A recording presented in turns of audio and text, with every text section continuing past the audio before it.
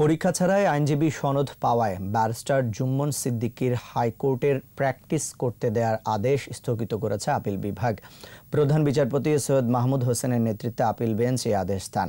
এর আগে আইনজীবী অন্তর্ভুক্তির পরীক্ষায় অনুত্তীর্ণ ব্যারিস্টার জুম্মন সিদ্দিকী সরাসরি হাইকোর্টের আইনজীবী হিসেবে বৈধতা ও দুই আইনজীবীকে জরিমানার রায় স্থগিত চেয়ে আবেদন করা হয়। সোমবার আপিল বিভাগের সংশ্লিষ্ট শাখায় রিটকারীদের আইনজীবী ব্যারিস্টার অনিক আর এ হক এ আবেদন করেন। এর আগে আইনজীবী অন্তর্ভুক্তির পরীক্ষায় অনুত্তীর্ণ এক বিচারপতির ছেলে ব্যারিস্টার জুম্মন সিদ্দিকী সরাসরি হাইকোর্টের আইনজীবী হিসেবে বাংলাদেশ বার কাউন্সিলের গেজেট প্রকাশ বৈধ বলে রায় ঘোষণা করেন হাইকোর্ট।